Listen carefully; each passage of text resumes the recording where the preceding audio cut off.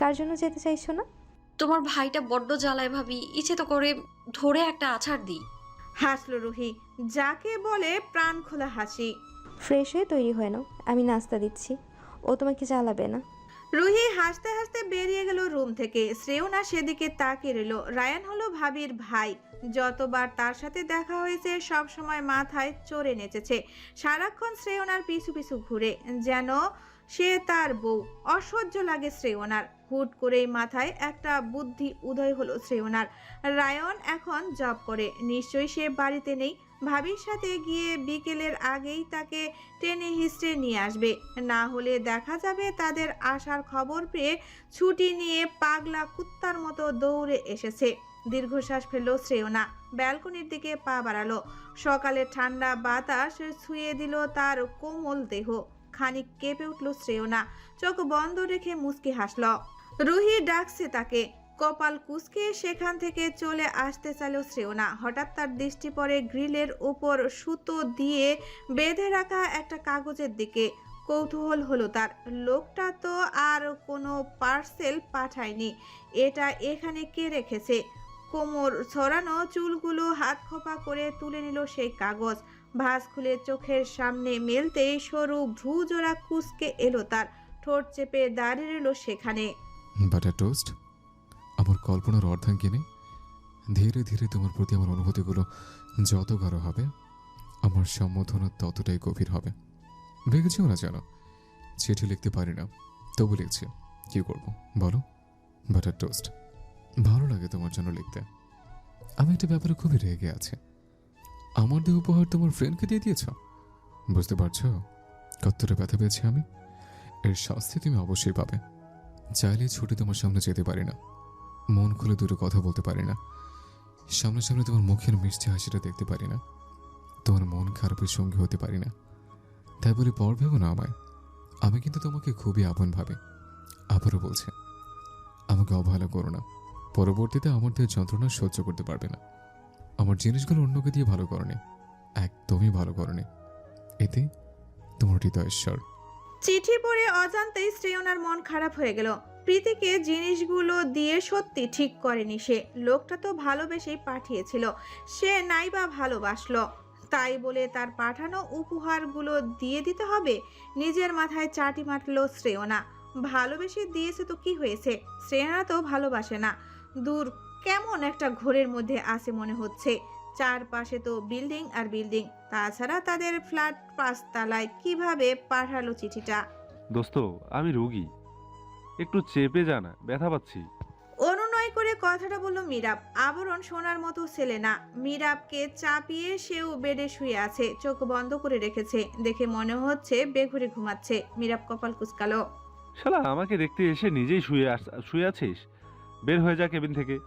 মীরাবের ক্রোধিত কণ্ঠের বাক্য শুনে ফট করে আবরণ বলে ওঠে, তোর কথা শুনে মনে হচ্ছে তুই অফিসের বস। আমি ইন্টারভিউ দেওয়ার উদ্দেশ্যে তোর কাছে এসে বেয়াদবি করছে। ইস, বেল হয়ে তা কেবিন থেকে। ভেংচি কাটলো আবরণ। মীরাব ফস করে উঠল, মিনমিন কণ্ঠে বলল, রাতে কোথায় ছিলি? আসিসনি কেন? উঠে বসে আবরণ বিরক্তিকর কণ্ঠে বলে ওঠে, সোতানের ফো, তোর বালের বাচ্চা লাগবে। হালিমের বাচ্চা শান্তি মতো ঘুমোতেও দিচ্ছে না। ওদিকে নীরদ রাতের ঘুম হারাম করে রেখেছে, এদিকে তুই দিনে ঘুম হারাম করছিস। আরেকটা কথা বললে হসপিটালের ছাদ থেকে পাছায় লাথি দিয়ে ফেলে দেব, তখন আরাম করে কবরে শুয়ে থাকিস। বল আমার। মীরাব কথা বাড়ায় না। আবরণ কিছুর জন্য হয়তো চটে আছে। কারণটা কি নীরদ জাহিদ? সে ভালোভাবেই সেটা উপলব্ধি করতে পারছে। শোন আবরণ, মীরাবকে থামিয়ে দিয়ে আবরণ গেয়ে ওঠে, আমাকে আমার মতো থাকতে দে, আমি নিজেকে নিজের মতো গুছিয়ে নিয়েছি। যেটা শুনিনি সেটা না শোনাই থাক, সব শুনলে নষ্ট জীবন। তোর এই খাটাসের মতো কণ্ঠ নিয়ে গান গাইস না ভাই। পা ধরি, কান থেকে রক্ত ঝরবে আমার। আবরণ সেভাবেই শটান হয়ে শুয়ে রইল। মীরাবের কথায় পাত্তা না দিয়ে বলল, ভাবছি ইউনিভার্সিটির ফাংশনে গান গাইব। সব রমণী আমার গানে মাতার হয়ে উল্টে পড়বে, আমি সেগুলো দেখে ভাব নিয়ে থাকবো। ভাবা যায় আবরণ যাই তখন কত ফেমাস সিঙ্গার হয়ে যাবে। কিটকিটিয়ে হাসলো আবরণ। মীরাব ঠোঁট বাঁকালো। আলতো করে এক পা উঠিয়ে দিল আবরণের পায়ের উপর। মেয়ে লোক তোর গান শুনে উল্টে পড়বি ঠিকই, কিন্তু পরবর্তীতে তোর পেছনে লাইন দেওয়ার জন্য তাদের খুঁজে পাবি না। কেন? উৎসুক কণ্ঠে জিজ্ঞাসা করলো আবরণ। মীরাব ঢোক গিলে বললে, তোর কণ্ঠ শুনে সেখানেই অক্কা পাবে তারা। হাসে আবরণ। মীরাব খানিক অবাক হয়। রাতে আবরণের ঘুম হয়নি। সকাল সকাল মীরাবের কাছে ছুটে এসেছে, এখানেই ঘুমাবে সে। ঘুমাবো, বারের আলাপ রাখ। আচ্ছা, যে অমলেট করে খাস না, সমুদ্রের পথ। মীরাব কপাল কুঁচকে শুয়ে রইল। আবরণকে জ্বালালো না। এই ছেলে গালি শিখলো কার থেকে, ভাবছে মীরাব। আবরণের সাথে তার সাক্ষাৎ হয় ক্লাস 10-এ। তখন থেকেই বেপরোয়া দেখে আসছে আবরণকে। কারণটা তো অবশ্য আবরণের থেকেই শুনেছে। খুবই হৃদয় বিদারক কাহিনী সেটা। আবরণ বলতেই চায়নি, অনেক জোর করার পর বলেছে। আবরণের মুখ খোলার জন্য 4 দিন না খেয়েছিল মীরাব। তবু তার জানতে হবে আবরণের বেপরোয়া স্বভাবের কারণ। সানির সাথে পরিচয় হয় কলেজে উঠে। খুবই নরম আর কোমল স্বভাবের ছেলে সে, ভীতুও অনেক। মীরাব আর আবরণ কম মজা উড়ায়নি তাকে নিয়ে। হুট করে আবরণের দিকে তাকে মুচকি হাসলো মীরাব। খানিক চেপে গিয়ে চেয়ে রইল নিমেষ। ঘুমালে এত নিষ্পাপ লাগে দেখতে। কে বলবে এই ছেলে এত নিকৃষ্ট গালি জানে? কত সুন্দর আবরণ। সে তার বাবার মতো হয়নি, হয়েছে একজনের মতো। তবে মীরাব তাকে দেখেনি। আবরণের থেকে বহু কাহিনী শুনেছে মানুষটার সম্পর্কে।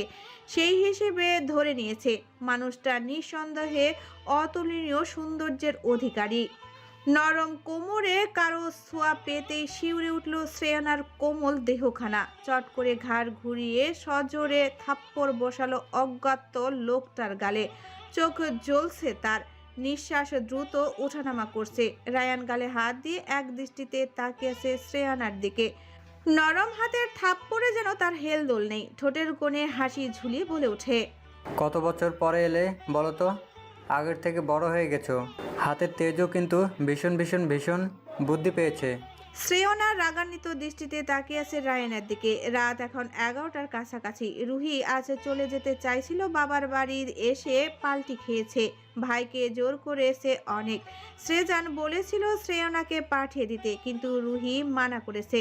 শ্রেয়না তার কাছে সুস্থ ও নিরাপদ থাকবে। তাছাড়া এ বাড়ির সকলেই শ্রেয়নাকে পছন্দ করে এবং ভালোবাসে। তবু রাজি হয়নি শ্রেজান, কিন্তু শাশুড়ির অনুরোধ ফেলতে পারেনি। অনুমতি দিয়েছে শ্রেয়ানাকে থাকার জন্য, তবে শুধু 1 রাত, এর বেশি নয়। নতুন জায়গায় শ্রেয়ানার ঘুমাতে সময় লাগে, ঘুম ধরা দেয় না সহজে। তাই সে বারান্দায় বসে বাহিরের দিকে তাকিয়েছিল। রায়ান তখনও ফিরেনি। তার আসতে দেরি হবে দেখে স্বস্তির শ্বাস ফেলে শ্রেয়ানা। দরজা লাগাবে ভাবতে ভাবতেই হঠাৎ শুভাকাঙ্ক্ষীর কথা স্মরণে আসে তার। আকাশ পাতাল ভাবছিল সে।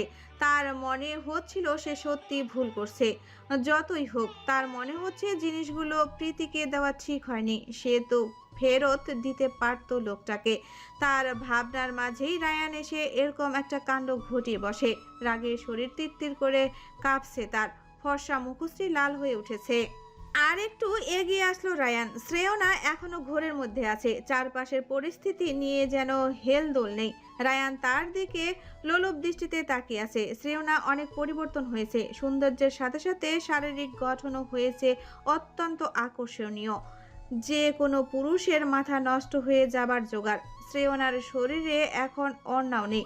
সেদিকে তীক্ষ্ণ দৃষ্টিতে তাকিয়ে আছে রায়ান। হুট করেই নিজের স্পর্শকাতর জায়গায় ছোঁয়া পেয়ে শিউরে উঠে শ্রেয়না। ধাক্কা দিয়ে সরিয়ে পর পর দুটো থাপ্পড় বসিয়ে দিল রায়ানের গালে। ঘৃণায় শরীর রিরি করছে তার। ভেতরে তোলপাড় শুরু হয়ে গিয়েছে। রায়ানের রাগ হলো, সেই সাথে এই সুন্দর রমণীকে কাছে পাবার বাসনা। তার সব সময় আড়াল করে রাখা ভয়ঙ্কর রূপটা যেন বেরিয়ে এলো। চেপে ধরলো শ্রেয়ানার নরম দুবাহু। গলায় মুখ ডুবিয়ে কামড়ে ধরলো সেথায়। শ্রেয়না চেঁচাতে চাইল, ততক্ষণে মুখ চেপে ধরেছে রায়ান। মেয়েটা তার কত দিন হলো স্বপ্নে আসছে। তার দেহের সর্বস্ব লুটে নিতে চায় রায়ান। শ্রেয়ানার গলায়, বুকে রায়ানের ঠোঁটের আঁচড় পড়ছে সমানে। দানবীয় হাত থেকে তার মতো লুলিপুট নিজেকে কি করে ছাড়াবে? শক্তি জুগিয়ে রায়ানের হাতে কামড় দিল শ্রেয়ানা। রায়ান কিছুটা নরম হতেই ঠেলে দূরে সরিয়ে দিল তাকে। চোখ বেয়ে অশ্রু গড়িয়ে পড়ছে তার। ওড়না নেওয়ার সময়টুকু হাতে নেই। দরজা ঠেলে দৌড়ে বের হয়ে গেল রুম থেকে। অন্ধকার করিডোর পেরিয়ে সিঁড়ি ধরল সবে। লিভিং রুমে লাইট জ্বলছে, সেই আলোয় প্রাণপণে ছুটছে সে। ভাবি বলে বার কয়েক ডাকলো শ্রেয়ানা, কিন্তু কারো সারা শব্দ না পেয়ে নিজেকে সামলাতে পারল না। পেছনে পেছন রায়ান আসছে, থামতে বলছে শ্রেয়ানাকে। মেন ডোর খুলে বের হয়ে গেল শ্রেয়ানা। দারোয়ান গেট খুলে পাশেই নাক ডেকে ঘুমাচ্ছে। বোঝা যাচ্ছে বাড়ির পুরুষগুলো এখনো হয়তো বাড়ি ফিরেনি তারা। শ্রেয়ানা গেট খুলে অন্ধকার রাস্তা ধরে দৌড় দিল। রায়ান তার হাতের ভয়ঙ্কর থাবা দিল শ্রেয়ানার ঘাড়ে। তার পিঠ ঠেকলো রায়ানের বুকে। রায়ানের হাত শ্রেয়ানার সর্বত্র বিচরণ করছে। ঘৃণায় ডুকরে উঠে শ্রেয়ানা। রায়ান তখন এলোপাথারি কামড় দিচ্ছে শ্রেয়ানার ঘাড়ে। নেশাতুর রায়ানকে খুব সহজেই সরাতে পারল শ্রেয়ানা। ভাবির বাসা থেকে তাদের বাড়ির দূরত্ব 20 মিনিটের মতো। আবারও দৌড়াচ্ছে শ্রেয়ানা। রায়ান এবার ভয় পেল। যদি শ্রেজান এসব জানে, নিশ্চয়ই তার জান নিয়ে নিবে। ভয়ে ঢোক গিলল সে। লম্বা কদমে দৌড়াতে থাকে শ্রেয়ানার পেছনে। শ্রেয়ানার ঘাড় গলা সহ শরীরের বিভিন্ন জায়গা জ্বলছে, তবুও পা থামে না তার। মস্তিষ্কে একটা কথাই উঠে আসছে, চিঠি যে দিত সে কি রায়ান? শাস্তি দিচ্ছে তাকে? তবে কি রায়ানই তাকে উপহার সমেত চিঠি দিত? কষ্ট দিতে চেয়েছিল লোকটা তাকে, তবে কি এটাই তার প্রতিশোধের নমুনা? অবচেতন মন মস্তিষ্কের কথাটাকে তোয়াক্কা করল না। লোকটা নিশ্চয়ই রায়ানের মতো নিকৃষ্ট হবে না। কাদার সময় নেই। কিছুক্ষণ ভাঙ্গাচোরা একটা দেওয়ালের পিছনে লুকিয়ে রইল শ্রেয়ানা। সে তার মুখ শক্ত করে চেপে ধরে আছে। ভীতু শ্রেয়ানার ভূতের ভয় নেই। তার ইজ্জত বাঁচাতে পারলেই যেন স্বস্তি পাবে। বুক ধরফর করছে। বড় বড় অশ্রুকণা গাল বেয়ে থুতনিতে জমা হচ্ছে। গলার কান্নারা দলা পাকি আসছে। কারো চলে যাওয়া শব্দ শ্রেয়ানার কানে এসে ঠেকতে বুক চেপে ধরল এক হাতে। কিছুটা ভেজা অনুভব হলো সেখানে। পাত্তা দিল না শ্রেয়ানা। সে রাস্তা চেনে, তাই চিপা গলির অন্য একটা রাস্তা ধরে আবারও দৌড়াতে লাগলো। কিছুক্ষণের মধ্যেই বাসার সামনে এসে দাঁড়ায় শ্রেয়ানা। গেট বন্ধ, তবে তালা দেওয়া নেই। এতে খানিক অবাক হলেও স্বস্তি পেল সে।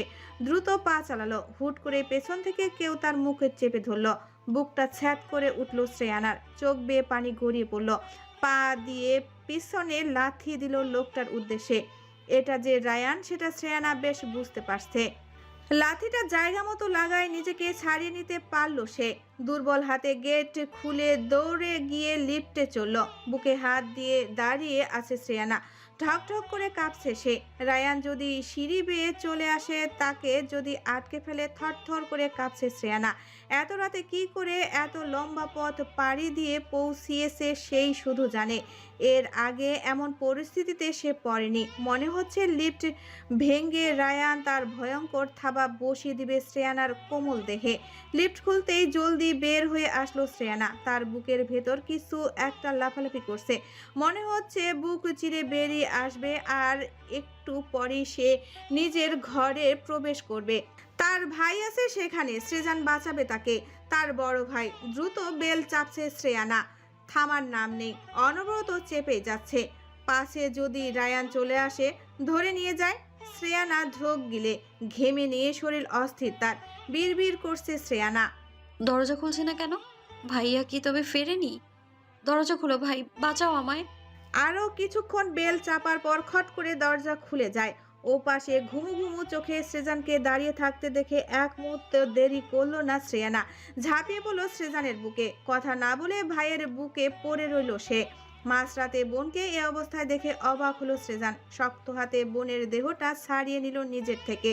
চোখ আটকালো শ্রেয়ানার ঘাড়ে এবং গলায়। ঝোপ ঝোপ রক্তের দাগ। সেখান থেকে রক্ত বেয়ে ভিজে গিয়েছে অনেক অংশ। চুলগুলো এলোমেলো। বাহু থেকে কিছুটা কাপড় কেউ যেন ছিঁড়ে নিয়েছে। শ্রেয়ানার চোখ ছলছল করছে। শ্রেজান মৃদু কণ্ঠে শ্রেয়ু বলে ডেকে উঠতেই এতক্ষণে ধৈর্যের বাঁধ ভাঙলো যেন।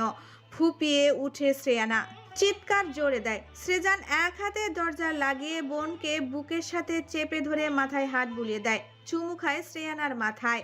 ভাইয়া বাঁচাও আমায়, রায়ান খুব খুব খারাপ। ওরা কেউ সাহায্য করেনি আমায়। ভাবিকে ডেকেছি, উঠে আসেনি ভাইয়া। আমাকে লুকিয়ে রাখো রায়ানের থেকে, আমি ভীষণ ভয় পাচ্ছি, ভীষণ। ও খুব খারাপ ভাইয়া। শ্রেয়ানার মৃদু কণ্ঠে বলা কথাগুলো শুনে সৃজানের চোখ দুটো জ্বলে ওঠে। যা বোঝার সে বুঝে নিয়েছে। শ্রেয়ানার পিঠে স্নেহময় হাত রাখলো সৃজান। মস্তিষ্কের ভেতর বিক্ষোভ মিছিল হচ্ছে। এতটা নিকৃষ্ট কাজ কি করে করতে পারলো? তার দুর্বলতায় আঘাত হানতে পারলো কি করে? এর জবাবদিহিতা তার দিতেই হবে। জান নিয়ে নিবে সৃজান। আবরণ একটা বিস্ময়কর কাণ্ড ঘটিয়ে বসেছে। তার জন্য এসব একদম সাধারণ ব্যাপার। তারপরও ডাক্তাররা ভীষণ অবাক হয়েছে, সেই সাথে আতঙ্কিত। ডাক্তার রেশব আবরণকে অনেক বোঝানোর চেষ্টা করেছেন, কিন্তু সে নারাজ। মীরাবকে বাসায় নিয়ে যাবে। 2 দিন হলো হসপিটালে ভর্তি মীরাব। চিকিৎসা চলছে তার। সেরকম ভাবে সুস্থ হয়নি। আঘাত লেগেছে, তবে বেশি জড়ানো নয়। শরীরের বিভিন্ন জায়গায় কেটে গেছে। ট্রিটমেন্ট শেষ না হতেই মীরাবকে নিয়ে বাড়ি ফেরার জন্য পাগল হয়ে গিয়েছে আবরণ। রেশব শতবার বলেও বোঝাতে পারেনি। অগত্যা মীরাবকে ডিসচার্জ দিয়ে দেওয়া হয়েছে। আবরণ হসপিটাল থেকে বের হবার সময় ডাক্তারকে কড়া গলায় বলে এসেছে, এই 3 জনের এমন অবস্থা করতে হবে যেন সপ্তাহ খানেক বাড়ি ফেরার নাম না নিতে পারে। দরকার হলে হসপিটালে যতগুলো নার্স আছে সবার হাতে হকি স্টিক ধরিয়ে দিবে। একটা করে বাড়ি হলেও যেন তাদের পাছায় পড়ে। আবরণের কথায় হকচকিয়ে গিয়েছিল সকলে। কেউ কেউ বিড়বিড় করে বলেও ফেলেছিল, এই লোক তো বদ্ধ পাগল। মেন্টাল হসপিটালে দ্রুত অ্যাডমিট করা হলে বাকিদেরও পাগল বানিয়ে ছাড়বে। আর কোনো দিন এই ছেলে যেন না আসে এখানে। মাথায় স্ক্রু বোধহয় সব ঢিলা হয়ে গেছে। মীরাবকে নিয়ে লিফটে চলল আবরণ আর সানি। সানি মুখ ভোঁতা করে রেখেছে। আবরণ তার লম্বা ঝরঝরে চুলগুলো 2 হাতের মুঠোয় নিল।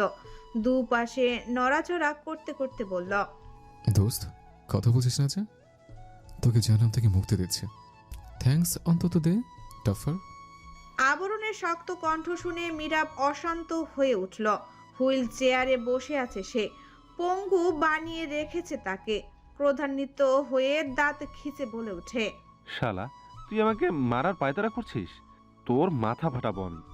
চুইংগাম চিবাতে চিবাতে বুকের কাছে ঝুলানো কালো রঙের সানগ্লাসটা পরে নেয় আবরণ। লিফট খুলে যেতেই হুইল চেয়ার ঠেলে বেরিয়ে আসে। দুপাশে মাথা নাড়িয়ে হাঁটতে হাঁটতে বলে, চড়ছিস কেন বল আমার? তোকে কত ভালোবাসি আমি। ফ্ল্যাটে একা ভূতের মতো পড়ে থাকতে ভালো লাগে না শোনা, তাই তোকে নিতে চলে এলাম, যেন তোর শূন্যতা অনুভব না হয়। ডোন্ট কেয়ার ভাব নিয়ে কথাগুলো বলে আবরণ। সানি অবাক চোখে তাকায়। চোখ দুটো যেন কোটর ছেড়ে বেরিয়ে আসবে। কনিষ্ঠ আঙ্গুলখানা দাঁতের নিচে চাপা পড়ল সানির। তাতে হেলদোল নেই তার। চাপা স্বরে বলে উঠল, ছি ছি ছি, কি বলিস দোস্ত? এসব তো গে লোকদের মতো কথা। হাঁটতে হাঁটতে সানির দিকে ঘাড় ঘুরালো আবরণ। চোখ থেকে চশমা টান দিয়ে খুলে অপর হাতে থাপ্পড় বসালো সানির গালে। পুনরায় চশমা পরে হুইল চেয়ার ঠেলে সামনে এগিয়ে গেল। বিড়বিড় করে বলল, স্টুপিড ছাগল। সানি গালে হাত দিয়ে হাঁটছে। মনে হচ্ছে আবরণের ফোলা ফোলা গাল দুটোতে ঠাস ঠাস করে কয়েকটা থাপ্পড় লাগাতে পারতো, শান্তি পেত। এই ছেলের মারার সাপ বুঝি তার সারা শরীরে এখনো পেন্টিং হয়ে ঝুলানো। মীরাব গাল ফুলিয়ে আছে। গেটের কাছে এসে তাকে কোলে তুলে নেয় আবরণ। চোখ বড় হয়ে যায় মীরাবের। আশেপাশে সকলেই কেমন করে যেন দেখছে তাদেরকে। রাগ হলো মীরাবের, সাথে শরীর একটু ব্যথা অনুভব করলো। আবরণের বুকে কিল ঘুষি দিতে দিতে বলল, শয়তান ছেলে, নামা আমায় শালা, কুলে তুলেছিস কেন? আবরণ এক ভ্রু উঁচিয়ে বিরক্তির সাথে তাকালো মীরাবের দিকে। দাঁত খিসে বলল, তুই কি নায়িকা আসো না? তোকে চুমা খেতে গলে তুলেছে কৌতুরে ছাও, এভাবে গিলতেছিস কেন? খবরদার মীরাব, ফার্দার যদি আমার গায়ে হাত পড়ে গিলে খেয়ে নেবো তোকে। গোলামের পথ ছেলে হয়ে এত ঢং কিভাবে করিস মাদারফাকা?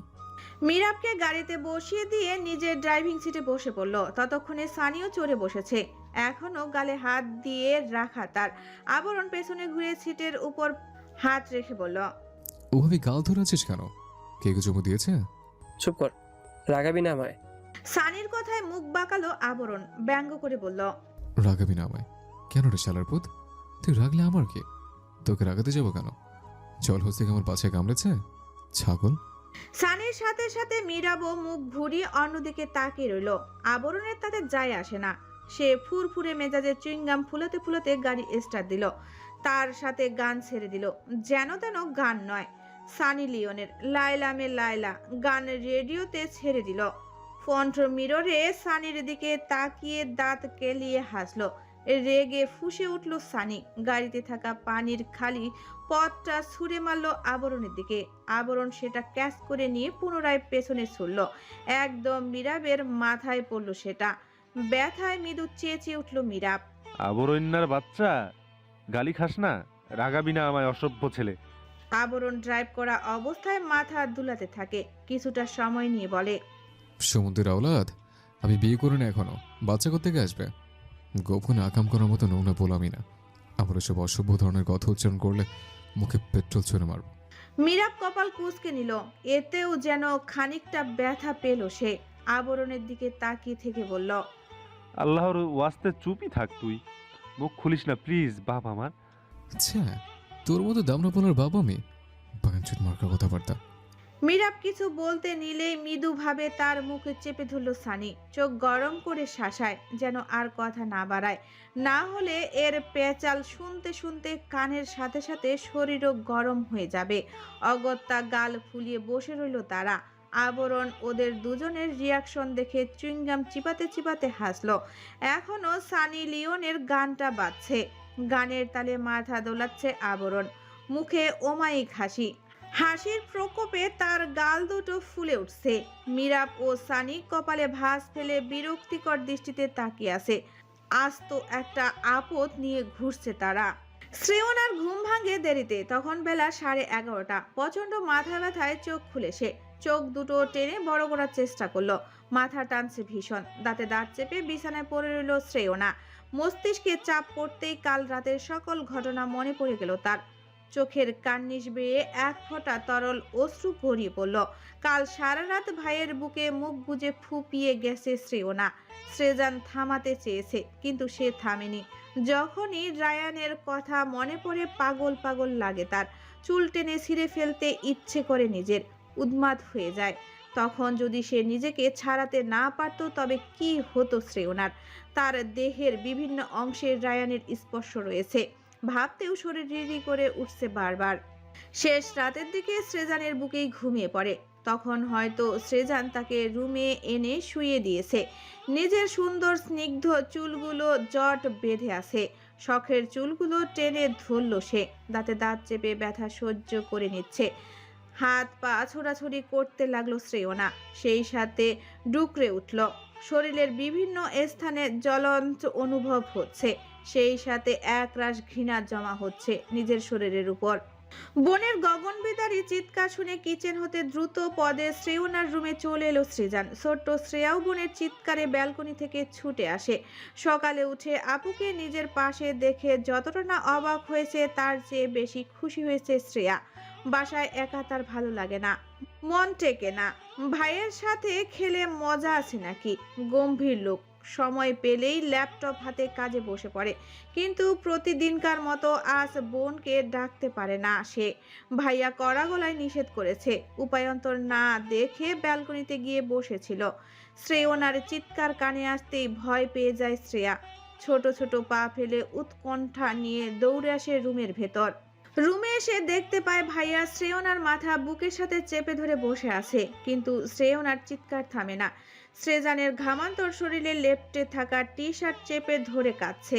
ফর্সা মুখশ্রী রক্তিম বর্ণ হয়ে গেছে। গলার কিছুটা জায়গা নজরে এলো শ্রেয়ার। রক্ত জমাট বেঁধে আছে। বুকের খালি জায়গাটা টুকটুক লাল। শ্রেয়ার ছোট্ট মস্তিষ্ক ধরতে পারল না ওগুলোর রক্ত। ততক্ষণে প্রিয় বোনের এমন আহাজারির কান্না দেখে তার ভেতরে যেন পাহাড় ভেঙে পড়ল। শ্রেয়নাকে কখনো কাঁদতে দেখেনি সে। কি হলো তার বোনের? হঠাৎ এভাবে কাঁদছে কেন? আপু কি অসুস্থ? গুটি গুটি কদমে বিছানার কাছে এসে শ্রেয়নার পাশে বসে পড়ল শ্রেয়া। ঠোঁট ভেঙে এলো তার। গোলাপি হয়ে গিয়েছে শ্রেয়নার মুখ। চোখের সাদা অংশের কোণে যেন রক্ত জমাট বেঁধেছে। টুক করে এক ফোঁটা পানি গড়িয়ে পড়ল শ্রেয়ার নরম তুলতুলে গাল বেয়ে। ঠোঁট ভেঙে এলো তার। আপুর হাত চেপে ধরল সে। ভাইয়ার সাথে চোখাচোখি হতেই ভয়ে ঢোক গিলল শ্রেয়া। শ্রেজানের চোখ মুখ অসম্ভব লাল, চোখের কাছটায় পানির অস্তিত্ব দেখা যাচ্ছে। কিছুক্ষণ পরই হয়তো অশ্রু বিসর্জন দিবে। শ্রেয়া অবাক নেত্রে তাকিয়ে আছে। কিছু তো বড় ঘটনা অবশ্যই ঘটেছে। ভাই কাঁদছে কেন? তার ভাই তো কখনো কাঁদে না। আপু কেন কাঁদে? ভাবি কথায়, সকাল থেকে একবারও দেখেনি সে। আপু কি হয়েছে? কাপা কাপা গলায় চিকন স্বরে কথাটা বলে ওঠে শ্রেয়া। তার বুক ফেটে যাচ্ছে। ভাইয়া আপুর কান্না তার ছোট্ট বুকে ঝড় তুলছে। ঘন পাপড়ির বেনিষ্টিতে থাকা বড় বড় চোখের কোটর থেকে ঝরঝর করে পানি গড়িয়ে পড়ল। ছোট্ট নরম হাতে বোনের গলা জড়িয়ে নিজেও ফুপিয়ে উঠল শ্রেয়া। জানে না তাদের কি হয়েছে, তবে এই পরিস্থিতিতে কান্না করাটা যেন খুবই জরুরি। শ্রেজান হাত রাখে বোনের মাথায়। কান্নার প্রকোপে শরীর কাঁপছে শ্রেয়নার। হেসকি উঠে গিয়েছে, তবু গলার স্বর কমেনি। সর্বশক্তি ব্যয় করে চিৎকার করছে সে। শ্রেজানের গলার স্বর নরম, তবে কিছু একটা ছিল সেথায়। শ্রেয়না কান্না ভুলে কিছুক্ষণ ফ্যালফ্যাল করে চেয়ে রইল ভাইয়ের কঠোর মুখশ্রীর দিকে। পুনরায় কান্নায় মশগুল হলো সে। আমি থাকতে এভাবে কাঁদছিস তুই? সত্যি সহ্য করার মতো না, কান্না থামা। শ্রেয়না থামলো না, বরং হেসকি তুলে বলে উঠল, আমি ভুলতে পারছি না। আমি আমি সত্যি ভুলতে পারছি না। শেষ করে ফেলো আমায়। ভুলে যাব, আমি সবটা ভুলে যাব। মেরে ফেলো আমায়। শ্রেজানের দু হাত নিয়ে নিজের গালে বারবার আঘাত করতে লাগলো শ্রেয়না। কম্পিত কণ্ঠে কথাগুলো বলে পুনরায় ফুপিয়ে উঠল। এবার স্বর কিছুটা নিচু হলো তার। শ্রেজান শ্রেয়ানার গাল চেপে ধরল, চোখে চোখ রেখে বলল, ভাই বেঁচে আছে, তোর ভরসা রাখ, দেখতে থাক ভাই কি করে। ভাই আছে না, ভুলে গেলি ভাইকে? শ্রেয়না ছলছল নেত্রে তাকালো শ্রেজানের মুখের দিকে। আরো কান্না পেল তার শ্রেজানের চেহারা দেখে। ভাই কি কাঁদছে? কলিং বেলের শব্দে ধ্যান ভাঙে তাদের। শ্রেয়া বোনের গলা ছেড়ে দাঁড়িয়ে যায়। শ্রেজান শ্রেয়ানার মাথায় ভরসার হাত রাখে। চোখ দ্বারা আশ্বস্ত জানিয়ে বিছানা ছেড়ে উঠে দাঁড়ায়। শ্রেজান চলে যাবার পর শ্রেয়া শ্রেয়ানার সামনে গিয়ে বসে। বোনের অবস্থা দেখে সে আঁতকে উঠে। এত ক্ষত কেন আপুর শরীরে? এই সুন্দর নরম ফর্সা চামড়া যেন ঝলসে গেছে। খুবই বাজে দেখালো শ্রেয়ানার শরীরের সেই ক্ষত। বেমানান লাগছে তার দেহ। খেদো না আপু, ভাইয়া আছে না, তোমার সব কষ্ট দূর করে দেবে। হঠাৎ ড্রয়িং রুমে ঠাস করে শব্দ হয়ে কেঁপে উঠল দুই মন। টলমল পায়ে শ্রেয়ার হাত চেপে ধরে রুম পেরিয়ে লিভিং রুমে চলে এলো শ্রেয়না। রুহি দাঁড়িয়ে আছে। তার চোখ জোড়া বড় আকার ধারণ করেছে। চোখে পানিতে টুইটুম্বুর। অবিশ্বাস্য দৃষ্টিতে তাকিয়ে আছে তার সামনে দাঁড়িয়ে থাকা সুপুরুষটার দিকে। শ্রেজানের দৃষ্টি শান্ত। তাকে সেরকম আবেগপ্রবণ হতে দেখা যায় না, আর নাই হুটহাট রেগে যায়। সব সময় শান্ত হয়েই থাকে শ্রেজান। রুহির থেকে দৃষ্টি সরিয়ে কিচেনের দিকে পা বাড়ায় শ্রেজান। রুহি তাকে যেতে দেয় না, চেপে ধরে বাম হাতখানা। কম্পিত কণ্ঠে শুধায়, কি বলতে চাচ্ছ তুমি? চলে যাবো কেন আমি? শ্রেজান চোখ বন্ধ করে বলে ওঠে, আমি বলেছি তাই। সেজান, কাতর কণ্ঠে ডেকে উঠল রুহি। শ্রেজান চোখ বন্ধ রাখা অবস্থায় নিজের হাত ঝাড়ি মেরে ছাড়িয়ে নিল। ধমকে বলে উঠল, বলেছি না বের হয়ে যাও। রুহি কেঁদে দিল। কাঁদতে কাঁদতেই বলল, আমি কেন যাব? এটা আমার বাড়ি, আমার সংসার। তুমি তাড়িয়ে দিতে পারো না আমায়? শ্রেজান ঘুরে এসে রুহির চুল টেনে ধরল। শক্ত হাতের থাবায় ব্যথার নাজেহাল অবস্থা রুহির। শ্রেজান রক্ত লাল চোখে দাঁত চেপে বলল, তুই জানিস না কেন যেতে বলেছি তোকে? জানিস না তুই? মুখ খারাপ করাবি না আমার। তোকে যেতে বলেছি, বের হয়ে যা। সময় মতো ডিভোর্স পেপার পেয়ে যাবি। বেরিয়ে যা আমার বাসা থেকে। ছুঁড়ে ফেললো রুহিকে শ্রেজান। তার চিৎকারে দেওয়ালও যেন কেঁপে উঠল। রুহি হতভম্ব নেত্রে তাকিয়েছে শ্রেজানের দিকে। নিজের কানকে যেন বিশ্বাস করতে পারছে না। ফ্যাল করে তাকিয়ে আছে। শ্রেয়া শ্রেজানার কোমর চেপে সেথায় মুখ গুজিয়ে দাঁড়িয়ে আছে। শ্রেয়না অবাক দৃষ্টিতে দেখছে ভাই ভাবির লড়াই। এরকম কখনো হয়নি এ বাড়িতে। তাহলে হঠাৎ এসব কি হচ্ছে? রুহি একটা সাংঘাতিক কাজ করে বসলো। সেজানের রাগ ঝাড়লো শ্রেয়ানার উপর। এসবের জন্য এই মেয়েই দায়ী। রাগে হিস হিস করতে করতে টি টেবিলে থাকা মিনি সাইজের ফ্লাওয়ার ভাসটা তুলে নিয়ে আছড়ে মারল শ্রেয়ানার মুখ বরাবর। অসাবধানতার ফলে সেটা শ্রেয়ানার কপালে গিয়ে লাগলো। পুনরায় ব্যথার মুহূর্তেই মাথা চড়া দিয়ে উঠল। চিৎকার করে উঠল সে। তার সাথে শ্রেয়া ফুপিয়ে কেঁদে ওঠে শ্রেয়া। আজ বাসায় কি হচ্ছে কিছুই ঢুকছে না শ্রেয়ার ছোট্ট মাথায়। শ্রেয়া না জ্ঞান হারাবার আগেই ভাইকে হাতের ইশারায় কাছে ডাকে। মনে হচ্ছে জীবন এখনই বের হয়ে যাবে তার। কিন্তু সেজান আজ বোনের কথা শুনল না, ছুটে গেল রুহির দিকে। এক নাগারে থাপ্পড় দিতে লাগলো রুহির গালে। রুহি তখনও রক্ত চক্ষু নিয়ে তাকিয়ে আছে শ্রেয়ানার দিকে। তা দেখে সেজান চুলের মুঠি ধরে রুহিকে ফ্ল্যাটের বাইরে বের করে মুখের উপর ধারাম করে দরজা লাগিয়ে দিল। ছুটে এলো বোনের কাছে। ততক্ষণে চোখ বন্ধ করে নিয়েছে শ্রেয়ানা। কপাল ফেটে রক্ত ফোয়ারা বের হচ্ছে। শ্রেয়ানার মাথায় একটা ওড়না বেঁধে দেয় সেজান। বোনকে পাজা কুলে করে বের হতে চায় বাসা থেকে। শ্রেয়া তখন ভাইয়ের পিছু পিছু গলা ফাটিয়ে চিৎকার করে এগিয়ে আসে। কয়েক বছর আগের মতো পুনরায় নিজেকে অসহায় ঠেকলো সেজানের। বুকের ভেতর দুমড়ে মুচড়ে যাচ্ছে তার। উত্তাল ঝড় বইছে। ফ্ল্যাটের দরজা খুলে রুহিকে পেল না সেজান, কিন্তু সামনে 3 জন ছেলেকে দেখতে পেল। একজন হুইল চেয়ারে বসে আছে, বাকি 2 জন দাঁড়িয়ে কিছু একটা নিয়ে আড্ডা দিচ্ছিল তারা। সেজান তেমন ঘাটলো না, দ্রুত এগিয়ে এসে বলল, তোমরা এই ফ্ল্যাটে নতুন এসেছো না? হুইল চেয়ারে বসে থাকা ছেলেটা নম্রতার সাথে জি বলে ওঠে। সেজান দ্রুত কণ্ঠে বলে, আমার ছোট বোনটাকে দেখে রেখো, আমি কিছু সময় পর ফিরে আসছি, ভরসা করে যাচ্ছি, বিশ্বাস ভেঙো না ভাই। মীরা দ্রুত মাথা নাড়ায়।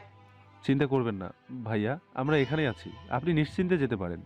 সেজান দ্রুত লিফটের দিকে পা বাড়ালো। আবরণ, মিরাব, সানি অদ্ভুত দৃষ্টিতে চেয়ে রইল সেদিকে। মিরাবের বুকটা যেন ছ্যাদ করে উঠে শ্রেয়ানার এমন হাল দেখে। রক্তের ধারা অন্না বাঁধানো পরও গড়িয়ে পড়ছে। ফর্সা মুখশ্রীর রক্তের জন্য লাল হয়ে গেছে। লম্বা সিল্কি চুলগুলো দুলছে। 3 বন্ধুই উৎসুক দৃষ্টিতে তাকিয়ে রইল। সেদিন এভাবেই তোর প্রাণ বাঁচাতে তোকে কাঁধে নিয়ে হসপিটালের উদ্দেশ্যে ছুটে গিয়েছিল আবরণ। তোর মাথায় আপুটার ওড়নার বাঁধা ছিল। হলো কি এদের? সবসময় তো হাসি খুশি দেখি, পারিবারিক মামলা নাকি? আবরণ শ্রেয়ার কন্দরত মুখশ্রীর দিকে বিরক্তিকর দৃষ্টিতে তাকায়। অস্পষ্ট সুরে বলে, গলার কাছটা দেখলাম, কামড়ানোর দাগ, অন্য কোনো কেস, কিন্তু নিজের বাড়িতে কেমন নাকি? শ্রেয়া মাঝখান থেকে ফট করে বলে উঠল। আপু আমাদের বাড়িতে কাল ছিল না। আবরণ ব্যতীত সবাই চমকালো। আবরণের চেহারায় শুধু কৌতূহল প্রকাশ পাচ্ছে। পরবর্তীটুকু জানার জন্য উদ্গ্রীব হলো তারা। কোথায় ছিল তোমার আপু? শ্রেয়া ছোট্ট হাতে গাল মুছে নেয়, তবু গোলাপের মতো টকটকে ঠোঁট দুটো কাঁপে তার। ভাবিদের বাসায় ছিল। সকালে ঘুম থাকতে উঠে দেখি আপু আমার সাথে শুয়ে আছে। আপু এখানে এখানে নিজের গলায়, কাঁধে, ঘাড়ে আঙ্গুল দিয়ে দেখিয়ে দিচ্ছে শ্রেয়া। অনেক রক্ত জমাট বেঁধেছিল। আপুর কাপড়ও লাল হয়েছিল। খুব কাঁদছিল আপু। ভাইয়াকে জড়িয়ে ধরে চিৎকার করে কাঁদছিল। আমি কখনো দেখিনি আপুকে কাঁদতে। আমারও কষ্ট হচ্ছিল। পরে ভাবি এলো, ভাইয়ার সাথে কথা কাটাকাটি করে আপুর মাথায় ফুলদানি দিয়ে বাড়ি মারলো। উচ্চস্বরে ফুঁপিয়ে উঠে শ্রেয়া। কান্নার তালে শরীর দুলছে তার। আবরণ হাঁটু ভেঙে বসে শ্রেয়ার সামনে, চোখের পানি মুছে দিয়ে ভ্রু কুঁচকে বলে, আরে বল, কাঁদছিস কেন রে? তোর ভাইকে দেখে বলছিলাম বালটা ভীষণ চেতে আছে। বোনের প্রতি কি ভালোবাসা! বাপ, বোন জিনিসগুলো এরকম নাকি? কে জানে, কে জানে। বোনের আদর তেতো মিঠা। কাঁদিস না, আবার কাঁদলে আমার রুমের বেলকনি থেকে ছুঁড়ে ফেলবো তোকে। চুপচাপ দাঁড়িয়ে থাক আমাদের সাথে।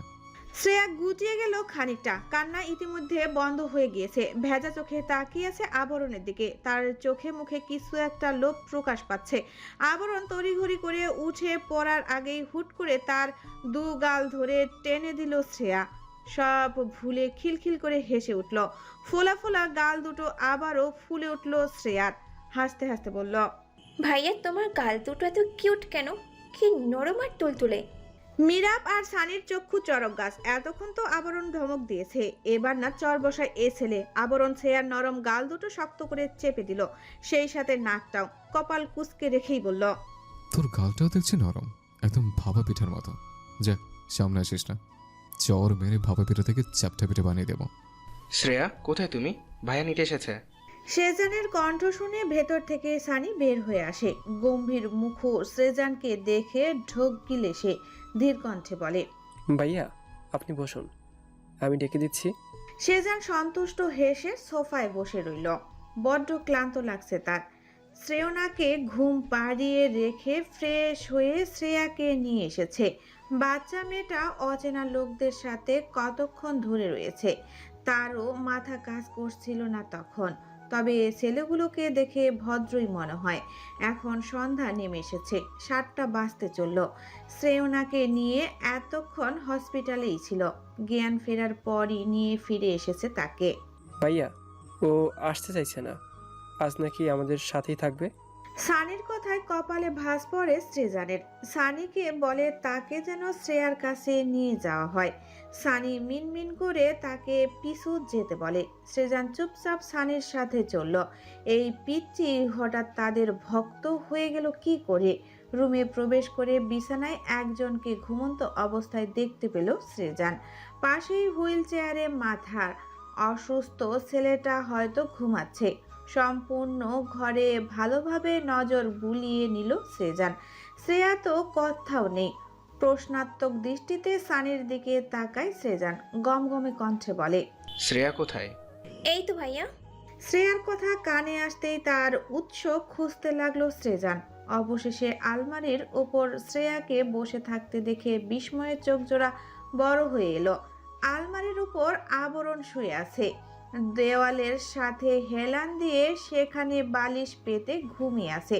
তার পেটে হেলান দিয়ে 2 পা আলমারির বাইরে ঝুলিয়ে ফোনে গেম খেলছে শ্রেয়া।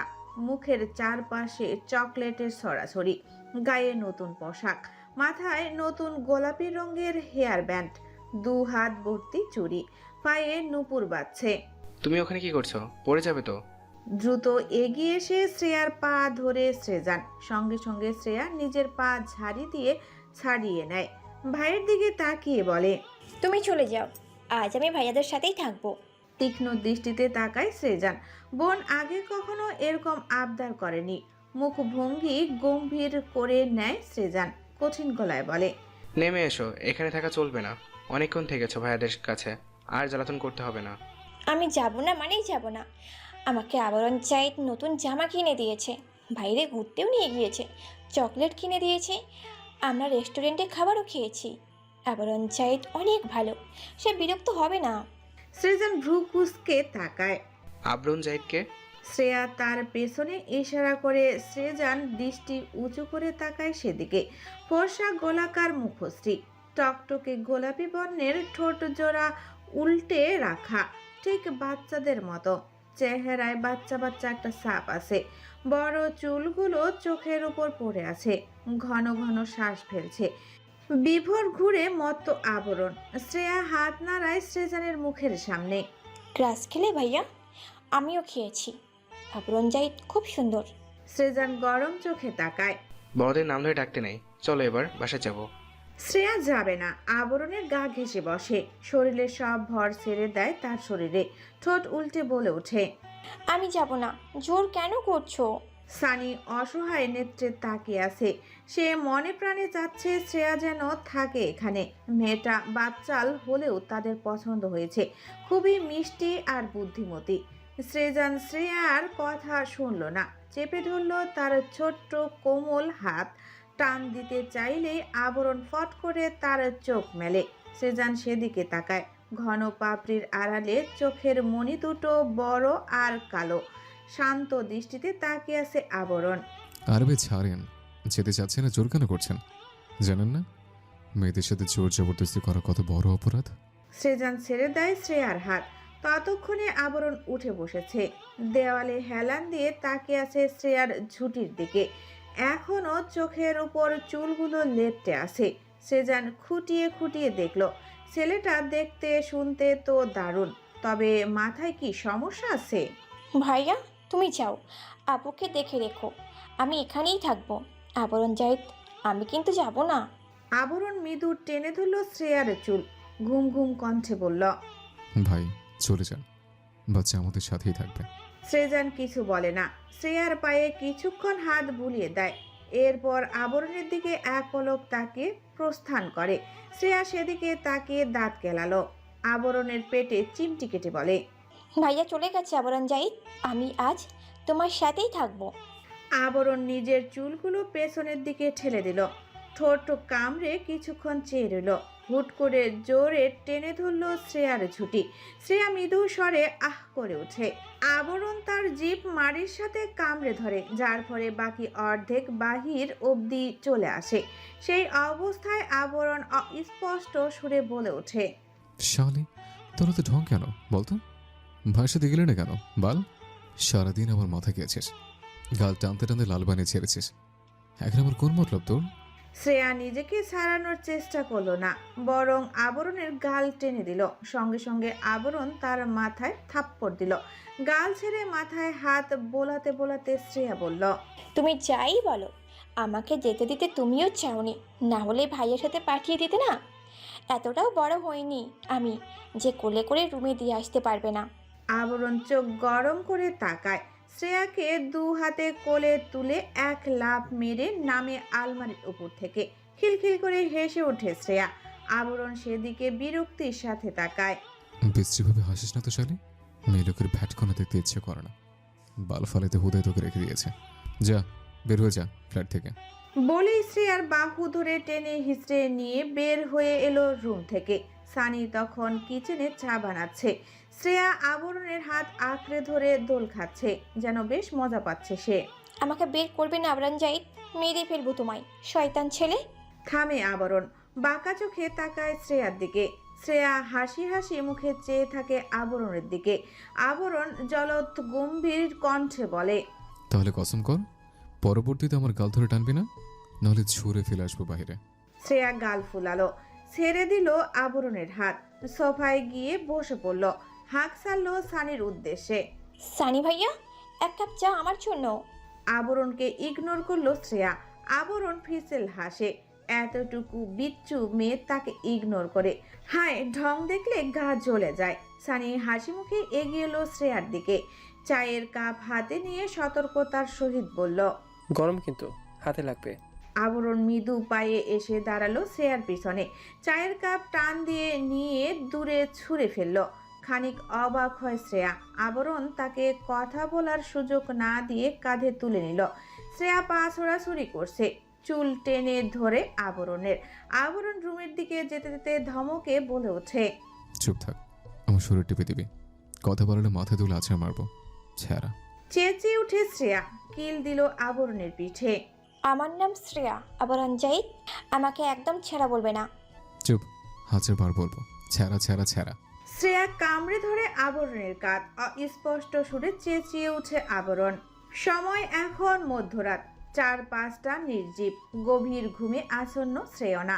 মাথায় মোটা একটা সাদা ব্যান্ডেজ, সেথায় ছোপ ছোপ রক্তের দাগও দেখা যাচ্ছে। ঘন ঘন শ্বাস ফেলছে, খুবই ক্লান্ত দেখাচ্ছে তার আদল। দেহটা যেন একদিনই মিশে গেছে বিছানার সাথে। অন্ধকার রুমের দরজাটা খট করে শব্দ করে খুলে গেল। ব্যালকনির আলো যতটুকু ঘরে প্রবেশ করে ততটুকু আলোতেই একটা কালো ছায়া দেখা যায়, যেটা সন্তর্পণে এগিয়ে আসে বিছানার দিকে। শ্রেয়না তখনও ঘুমে বিভোর। ছায়াটা তার শরীরের কাছটায় এসে দাঁড়ায়। সেভাবেই দাঁড়িয়ে থাকে কিছুক্ষণ। ছায়া মানবটা বসে শ্রেয়নার পাশে, বালিশের দুপাশে হাত রেখে ঝুঁকে খানিক স্থির হয়ে তাকিয়ে থাকে। হয়তো গভীর দৃষ্টিতে পর্যবেক্ষণ করছে শ্রেয়নাকে। চুপ করে একটা ফোঁটা পানি পড়ে শ্রেয়নার গালে, তাতেও হেলদোল নেই শ্রেয়নার। গভীর ঘুমে মত্ত সে। সবই মেডিসিনের দৌলত। মানব ছায়াটা আরো কিছুক্ষণ চেয়ে থাকে শ্রেয়নার মুখ পানে। সেরকম স্পষ্ট নয় তার চেহারা, তবুও সে তাকিয়ে আছে। তোমার কষ্ট কমাতে পারবো না, তবে কষ্টের কারণটা অবশ্যই গোড়া থেকে উপড়ে ফেলতে পারি, আর সেটা করেও দেখাবো। কিছুটা এগিয়ে যায় শ্রেয়নার মুখের দিকে, নেশাতুর কণ্ঠে বলে, আমার বাটার টোস্ট, আমার কল্পনার অর্ধাঙ্গিনী। শ্রেয়নার যখন ঘুম ভাঙে, সম্মুখে সায়ন ও প্রীতিকে দাঁড়িয়ে থাকতে দেখে। খানিক অপ্রস্তুত হয় সে, তবে প্রতিক্রিয়া দেখায় না। মাথাটা ভার হয়ে আছে, তবুও কেমন যেন হালকা লাগছে। ভালো ঘুম হয়েছে তার। গোসল করতে পারলে আরো ভালো লাগতো। বিছানা থেকে সরাসরি ব্যালকনি দেখা যায়। মাঝখানে একটা দরজা সহ পর্দা, যা এই মুহূর্তে গোটানো। বাহিরের আলোয় রেশ কম দেখে অবাক হয় শ্রেয়না। মনে হচ্ছে এক যুগ ধরে ঘুমিয়ে উঠেছি, এখনো রোদ ওঠেনি। তোরা কি করছিস এত সকালে?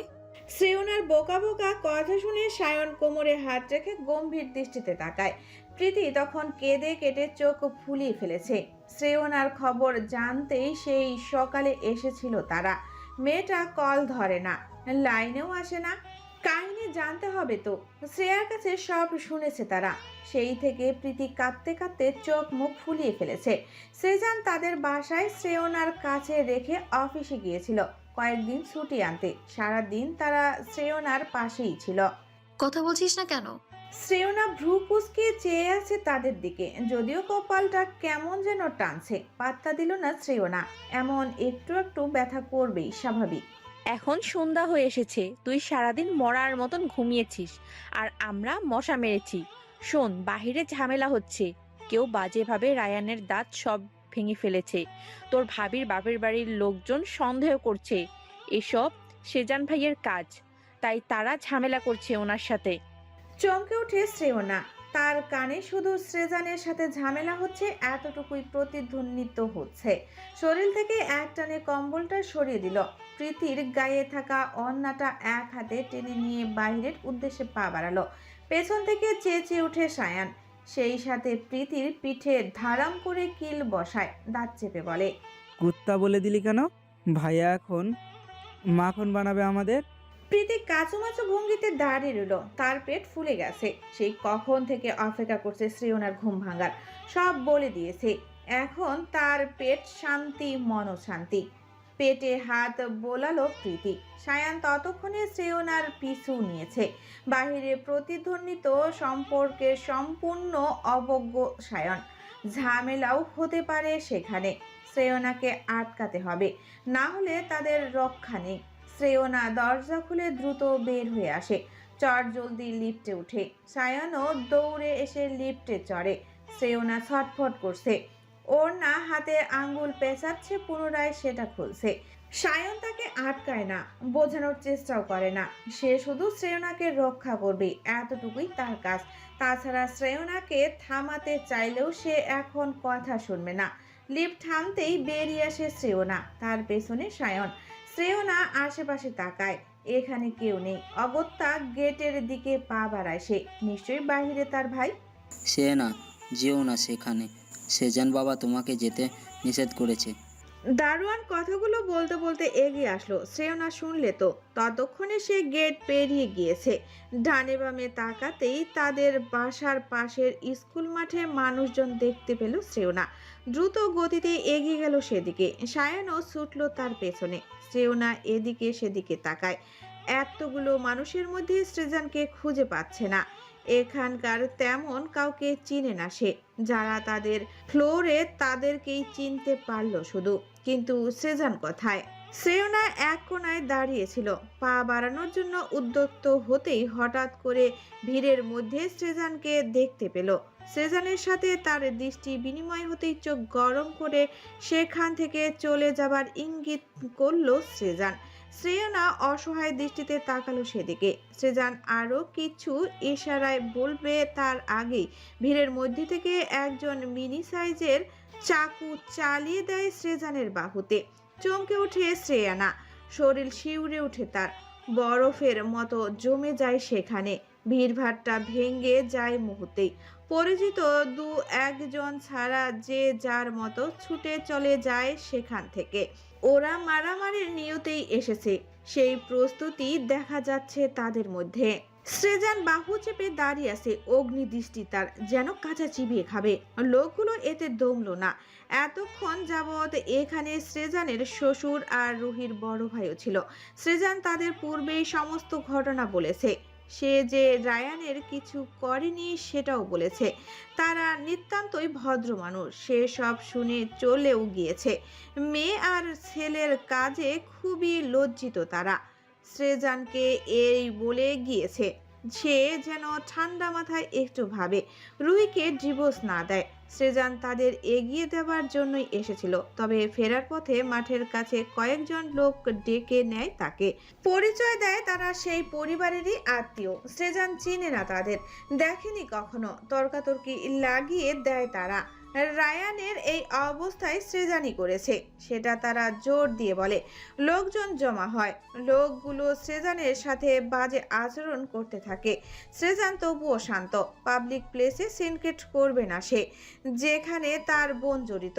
সে ব্যাপারে তো মুখ বোম মারলেও কথা বের হবে না। তাছাড়া সৃজানের মনে হচ্ছে এসব ভাড়াটে লোক, যা রায়ান পাঠিয়েছে তাদের সায়স্তা করার জন্য। শ্রেয়না দৌড়ে গেল সৃজানের দিকে। লোকগুলোর সাথে একা কখনোই পেরে উঠবে না সৃজান। তার হাত থেকে রক্ত ঝরছে। ওদের অবস্থা দেখে মনে হচ্ছে সৃজানকে তারা আজ জানে মেরে ফেলবে। শ্রেয়না, খবরদার, এদিকে আসবি না। সায়ান ছুটে আসে শ্রেয়ানার পিছু পিছু। সায়ান, ওকে আটকাও, আসতে দিও না। সৃজানকে ঘিরে দাঁড়িয়ে আছে তারা। বাহু গড়িয়ে রক্ত পড়ছে। সৃজান ঘামে জর্জরিত মুখ মুছে নেয় বাম বাহু কাপড় দিয়ে। লোকগুলো পুনরায় মারার জন্য উদ্যুক্ত হয় তাকে। সৃজান শুধু তাকিয়ে আছে। এই মুহূর্তে কিছু করার নেই তার। শ্রেয়ানাও এসেছে। বোনকে তো এদের থেকে রক্ষা করতে হবে। এদের উদ্দেশ্য ঠিক লাগছে না সৃজানের। হুট করেই হর্ন বাজিয়ে কালো রঙের একটা বাইক এসে থামে সেখানে। শ্রেয়া হতভম্ব নেত্রে তাকিয়ে আছে ভাইয়ের দিকে। শ্রেয়না বাইক পেরিয়ে এগোতে নিবে, তৎক্ষণাৎ তার কবজি চেপে ধরে আবরণ। থেমে যায় শ্রেয়নার পা। ঘাড় ঘুরিয়ে পেছনে তাকায়। শ্রেয়াকে এক হাতে নামিয়ে দিয়ে নিজেও নেমে পড়ে আবরণ। শ্রেয়নার হাত তখনও তার হাতে আবদ্ধ। কি রে বেটা, এত বড় জোয়ান মর্দ ছেলে তুই, সামান্য একটা লিলিপুট আটকাতে পারিস না? এই ছোটটাকে দেখ, আমি বড়টাকে দেখি। সায়ানের উদ্দেশ্যের কথাগুলো বলে শ্রেয়নার দিকে তাকায় আবরণ। শ্রেয়না জোরে শ্বাস ফেলছে, যার ফলে বুক দ্রুত গতিতে ওঠানামা করছে তার। কপালের মোটা ব্যান্ডেজ টান দিতেই এক পলক তাকায় আবরণ। বিরক্তিকর কণ্ঠে বলে, অসুস্থ অবস্থায় এখানে কে? আবারও মার কি মাথা ফেরাতে এসছেন মিস সিনিয়র? শ্রেয়না দাঁত চেপে নিজেকে সংযত করে চোখ পাকিয়ে বলে, হাত ছাড়ো। ছাড়বো না। আবরণের কণ্ঠ শান্ত। শ্রেয়না শান্তি পেল না, রাগে হিস হিস করছে সে। হাত ছাড়ো আমার। ভালোভাবে বলছে বাসায় যান। বালের ঢং কিন্তু সহ্য হয় না আমার। এখানে সে গার্বল উদ্ধার করে ফেলেছেন। এ বড় ভাই, নিউজ এটাকে, ছাগল মহিলা। সায়নের দিকে ছুঁড়ে মারে শ্রেয়ানাকে। এতক্ষণ সকলের দৃষ্টি তাদের দিকে ছিল। আবরণ তার কালো রঙের শার্টের হাতা গোটাতে গোটাতে এগিয়ে যায় লোকগুলোর দিকে। সামনে দাঁড়িয়ে স্বভাব সুলভ তার লম্বা চুলে হাত বোলায়। গম গম কণ্ঠে বলে, কি রে হারামের বাচ্চা, তোরা আমাকে ভদ্রলোকের মতো যেমন যেমন করতে দিবি না বলে পণ করেছিস, মাদারফাকার। সৃজান আবরণের দিকে এক পলক তাকিয়ে বাকি লোকগুলোর দিকে তাকায়। সকলেই জড়সড় হয়ে আছে। কয়েকজন ঢোক গিলছে অনবরত। আবরণ একদম এগোয়, তারাও কয়েক পা পিছিয়ে যায়। আবরণ পুনরায় এগোয়, তারাও পিছিয়ে ফিরে যায়। বিরক্ত হয় আবরণ, দাঁত খিসে বলে, গোলামের পুত, মারামারি করতে এসে পশ্চাৎপসরণ করছিস কেন? তোদের পশ্চাতে বটগাছ না লাগিয়ে যাবো না আমি। আয়, মারামারি কর। সরি ভাই, মাফ করবেন। আমরা শুধু রায়হান ভাইয়ের কথা শুনে এখানে এসেছিলাম। স্যারকে বলবেন না প্লিজ, চামড়া গুটিয়ে নেবে। তাদের দলনেতা এতটুকু বলেই দল বদল নিয়ে চম্পট কাটল। আবরণ পাশে পড়ে থাকা ডাবের খোসাটা ছুঁড়ে মারল। সেটা গিয়ে একজনের পিঠে পড়ল। ব্যথায় চিৎকার করে উঠে লোকটা, তবু দৌড়ের গতি কমায় না। আবরণ রেগে গেছে।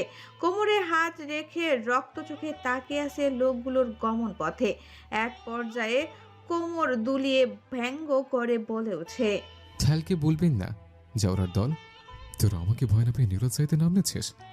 নেক্সট টাইম তোদের কাউকে যদি হাতের কাছে পাই, পিঠের ছাল তুলতে তুলতে নিরুৎসাহিতের নাম ভুলে দেব, বোকাচোদা। সৃজানের দিকে তাকায় আবরণ। সেই অবস্থায় বলে ওঠে, মার খাওয়ার জন্য এখনো দাঁড়িয়ে থাকবেন বড় ভাই, নাকি বাসায় যাবেন? সৃজান কিছু বলে না, গম্ভীর দৃষ্টিতে তাকায় আবরণের দিকে। ততক্ষণে শ্রেয়না এগিয়ে এসেছে, ঝাঁপিয়ে পড়ে সৃজানের বুকে। ভাইয়া, তুমি এখানে কেন এসেছো? খুব লেগেছে তাই না? আবরণ বিরক্ত হলো শ্রেয়নার উপর, যাকে বলে কঠিন বিরক্ত। সৃজানকে কিছু বলার সুযোগ না দিয়ে শ্রেয়নাকে এক ঝটকায় ছাড়িয়ে এনে কিছুটা দূরে দাঁড় করিয়ে দেয়। ঘটনাটা এত দ্রুত ঘটল, সৃজান এখনো তার হাত উঁচু করে রেখেছে শ্রেয়নার মাথায় হাত দেওয়ার জন্য। শ্রেয়নাও হতবাক। এত নাকামো করতে হবে না, দ্রুত অনেক হসপিটাল নিয়ে যান। অন্যথায় মাথায় সবসময় হাত রাখার জন্য ভাইয়ের সুন্দর হাতখানা থাকার সৌভাগ্য আর হবে না।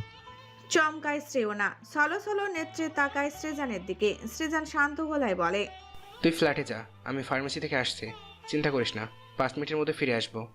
শ্রেয়নার উত্তরের অপেক্ষায় থাকে না সৃজন, পা বাড়ায় সে। তৎক্ষণাৎ আবরণ পেছন থেকে ডেকে উঠে তাকে কোমরে এক হাত রেখে ভর দিয়ে দাঁড়িয়ে বলে, বড় ভাই, ফার্মেসি বন্ধ, আপনার রক্ত বন্ধ করা জরুরি। আমার বাইকটা নিয়ে যান, হসপিটাল থেকে ট্রিটমেন্ট করে আসবেন। সৃজন নিজের মতো হাঁটে। আবরণের কথা কানে গেল বলে মনে হলো না। আবরণ হাতে থাকা চাবি দিয়ে গুঁতো দেয় শ্রেয়নার বাহুতে। চমকে উঠে শ্রেয়না, ইঙ্গিত বুঝতে পেরে থতমত খেয়ে বলে ওঠে, ভাইয়া প্লিজ বাইক নিয়ে যাও, রক্ত পড়া বন্ধ করতে হবে তো, বাইক নিয়ে দ্রুত যেতে পারবে। আবরণের হাত থেকে চাবি কেড়ে নিয়ে দ্রুত সৃজনের দিকে যায়। আবরণ তা দেখে বিড়বিড় করে গালি ছুড়ে শ্রেয়নার উদ্দেশ্যে গটগট পায়ে বাসার উদ্দেশ্যে হাঁটা দেয়। শ্রেয়না সৃজনের হাতে চাবি দিয়ে অনুনয় করে। সৃজন কথা না বাড়িয়ে বাইকে চেপে বসে। স্বস্তির শ্বাস ফেলে শ্রেয়না। শ্রেয়া আর সায়ান তখন রওনা দিয়েছে বাসার উদ্দেশ্যে। শ্রেয়নাও পা বাড়ায়, দ্রুত পদে এগিয়ে আবরণের পাশাপাশি হাঁটতে থাকে। থ্যাঙ্কস। কথা বলে না আবরণ, সে তার মতো হেঁটে যাচ্ছে। শ্রেয়না ভ্রু কুঁচকায়, এই ছেলের এত দেমাগ কেন? বিরক্তিকর কণ্ঠে বলে, তুমি একটা বাচ্চা ছেলে, এত অ্যাটিটিউড নিয়ে ঘুরো কেন? তুমি কি ভাবো এটা তোমার ব্যক্তিত্বের সাথে যায়? থামে না আবরণ, হাঁটতে থাকে। কিছুক্ষণ পর গমগমে কণ্ঠে বলে, আমাকে বাচ্চা লাগে কোন অ্যাঙ্গেল থেকে? ঠিক সময় বিয়ে করে নিলে এতদিনে নিশ্চয়ই 2-1টা বাচ্চা থাকতো। যদি 18 বিয়ে করতাম, প্রতি বছর একটা করে বাচ্চা পয়দা করলেও এতদিনে 5-6টা বাচ্চার বাপ হতাম। ভুলেও বাচ্চা বলবেন না আমায়, না সিনিয়র। আর অ্যাটিটিউড, সেটা সর্বদা আবরণ সাইদের সাথে যায়। শ্রেয়না আবরণের লম্বা বক্তব্য শুনে কিছুটা সময় নেয়। আবরণ আজ অশ্লীল ভাষা ইউজ করছে না দেখে মনে মনে ভাবে শ্রেয়না, নিশ্চয়ই ছেলেটা ভদ্র হয়ে যাচ্ছে। হেদায়েত তো বলে কয়ে আসে না। এত কথা বলো কিভাবে তুমি? সত্যিই বাচ্চা ছেলে, দেখতেও বাচ্চা বাচ্চা লাগে। অতি দ্রুতই ভদ্র হয়ে ওঠো, বুঝলা? লোকে ভালো বলবে। দাঁড়ায় আবরণ, তার সাথে শ্রেয়নাও দাঁড়িয়ে যায়। ভেবে পায় না আবরণ দাঁড়িয়ে গেল কেন। কিছু কি ভুল বলেছে সে? এসব বালের কথা নেক্সট টাইম আমার সামনে মারলে চটকানা দেবো থোড়ে। যে দেখেছেন চুপচাপ আছে, ভাষণ দেওয়া শুরু হয়েছে। চুল মাথা একটাও রাখবো না, ভাষণের বাচ্চা। চাল হাট। শ্রেয়নার কপালে ধাক্কা দিয়ে গেটে পেরিয়ে ভেতরে ঢুকে যায় আবরণ। শ্রেয়নার দাঁতে দাঁত চেপে পিছু নেয় তার। দুজন পাশাপাশি লিফটে দাঁড়িয়ে আছে। আবরণ হাতে থাকা ফোনে কিছু একটা করছে। শ্রেয়না লক্ষ্য করে আবরণের হাত মৃদু কাঁপছে। খানিক অবাক হয় শ্রেয়না, এই ছেলে কি অসুস্থ নাকি অন্য কোনো ব্যাপার? আপনি কি অসুস্থ? তাকায় না আবরণ, ফোনের ভেতর যেন ঢুকে যাবে। শ্রেয়না বিরক্ত হয় তার এহেন আচরণে। আমার প্রতি একটু বেশি ইন্টারেস্ট দেখাচ্ছেন মনে হচ্ছে। এসব আউল ফাউল চিন্তা মাথায় নিয়ে ঘুরলে ছেড়ে ফেলুন। আমি আপনার জুনিয়র, যত সব বাল পাকনা পোলাপান বয়সের কাপ বোঝে না। শ্রেয়না হতবম্বর নেত্রে তাকিয়ে আছে। লিফট থেকে বের হয়ে গেল আবরণ। শ্রেয়নাও ততস্থ পায়ে বেরিয়ে আসে। তার চোখ তখনও বড় হয়ে আছে। ভেতরে কিছু একটা সাজাচ্ছে আবরণকে জবাব দেওয়ার জন্য। আমি ভাই শুদ্ধ পুরুষ, এসব কুরকুরানি ধারের কাছেও নেই। চ্যাটের প্রেম প্রীতি কোন গোলামের বোধ করে? সামনে পারে জায়গা মতো গোলাপের সিল মেরে দিতাম। ডিসকাস্টিং। শ্রেয়না সেখানেই দাঁড়িয়ে রইল, দৃষ্টি তার আবরণের ফ্ল্যাটের দরজার দিকে, যা ইতিমধ্যে বন্ধ হয়ে গিয়েছে। কিছু মুহূর্ত যেতেই হুঁশ ফেরে শ্রেয়নার। আবরণ তাকে পদে পদে অপমান করে গিয়েছে। অসভ্য বিচ্ছু ছেলে, কথায় কি তেজ। পরের বার এটাকে ছাড়বে না শ্রেয়না। উপকার করেছে, ভালোভাবে একটু কথা বলতে গেছে, কি রকম ব্যবহার করলো, অসহ্য। রুমে এসে হিস হিস করতে করতে হাত খোপা করে নেয় শ্রেয়না। তার সাথে কি ঘটছে সেটা যেন ক্রোধের তাড়নায় ভুলে গেছে। পড়ার টেবিলের কাছে যেতেই এক ডজন সাদা রেশমি চুড়ি নজর কাড়ে তার, যার নিচে সাদা রঙের একটা কাগজ। চমকায় শ্রেয়না, দ্রুত চুরি ঠেলে কাগজ হাতে নেয়। ভাঁজ খুলে চোখের সামনে ধরতেই আগন্তুকটার লেখা নজরে আসে তার। Butter toast. ইস, মন মাঝে না, আমার শান্তি পাচ্ছি না, ভেতরটা ছটফট করছে। যখন থেকে জানতে পেরেছে তোমার সাথে করা রায়ানের অন্যায়। বিশ্বাস করো, সেই মুহূর্ত থেকে এখন অবধি শরীরে জ্বালাপোড়া করছে আমার, বুক ফেটে যাচ্ছে। এরকমও হয়? কেন হবে না? তোমার কোমল পবিত্র দেহে নোংরা স্পর্শ করা স্পর্ধা কি করে হয় তার? ওকে এমনিতে ছেড়ে দেবো আমি? কখনোই না। আমার বাটার টোস্টের দিকে যে তাকাবে তারই চোখ উপড়ে নেব। কি করেছে জানো? শৌরের বাচ্চার সবগুলো দাঁত হাতুড়ে বাড়ি দিয়ে ভেঙেছে। তার চিৎকার শুনে পৈশাচিক আনন্দ পেয়েছি আমি। কত সাহস আমার জিনিসের দিকে হাত বাড়ায়। ভিডিও দেখতে চাও? চুরির প্যাকেটের ভাঁজ একটা পেনড্রাইভ আছে, পারলে দেখে নিও। ভাই বোনা জানো, তোমার শুকনো মুখে যখনই চোখের সামনে ভেসে ওঠে বুকটা থক করে ওঠে আমার। বোঝাতে পারছি না আমার অনুভূতি। এবারও ব্যর্থ আমি। আর হ্যাঁ, ভুলেও কান্না করবে না, মন খারাপ করবে না। তোমার ভাইকে সামলাও, সে কিন্তু ভেতর থেকে অনেক ভেঙে পড়েছে। নিজের খেয়াল রেখো। হারামির বাচ্চাকে কষ্ট দিতে পারেনি বেশি, সেজন্য বুক জ্বালা করছে। যারা মেরে ফেলতে পারলে শান্তি পেতাম। শোনো, আমার বাটার টোস্ট যেন কষ্ট না পায়। তার চোখে কান্না মানায় না। সবসময় নজর রাখি তোমার উপর। ভুল আমাকে এড়িয়ে যাবার চেষ্টা করো না, জানে মেরে দেব। এতে তোমার হৃদয়েশ্বর। চিঠি পড়ে দম আটকে আসে শ্রেয়নার। চুরি সহ চিঠিটা রাখে টেবিলের উপর, দৌড়ে গিয়ে ব্যালকনির দরজা বন্ধ করে দেয়। সারা রুমে ক্যামেরা খুঁজতে থাকে। লোকটা তাকে দেখে সব সময়। কি করে সম্ভব? সিসি, এসব কি ধরনের কথা? বিছানার চাদর খামচে কয়েকক্ষণ বসে রইল। বুকের ভেতর শান্তি অনুভব করে শ্রেয়না। ঠোঁটে তার হাসি ফুটে ওঠে। দুহাত বুকে গুজে চেয়ে রয় নির্মেষ।